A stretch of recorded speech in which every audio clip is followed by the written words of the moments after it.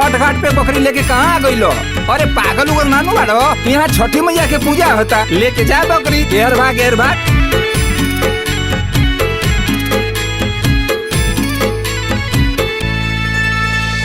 माई महतारी हो सुनीला गोहार हो, कठिन बरतिया उठैली तोहार।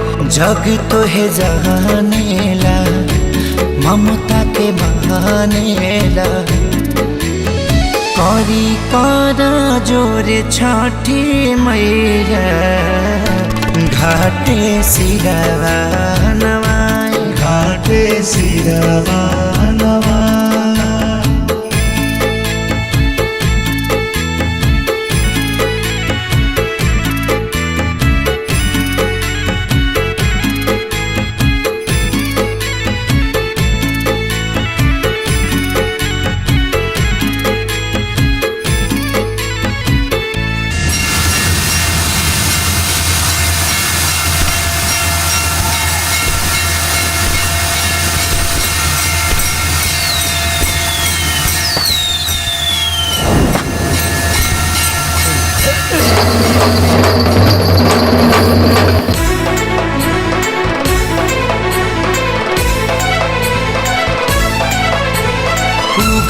होगा दिवाकर भइल रख के बेर, हे दिवाकर हे प्रभाकर करन तनिको दे, करन तनिको दे।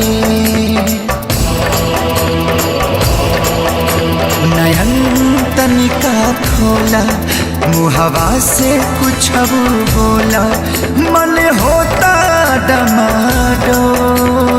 बोल राधा बोल, बोल राधा बोल, बोल राधा बोल, बोल राधा बोल।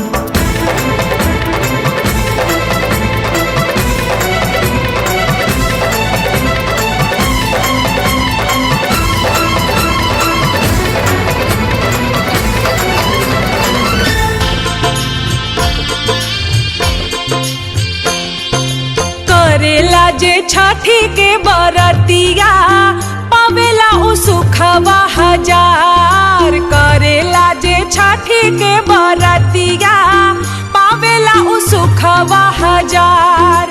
छठी माई के महिमा सेवा को जाने सारा संसार। छठी माई के महिमा सेवा को जाने सारा संसार। करेला जे छठी के बरतिया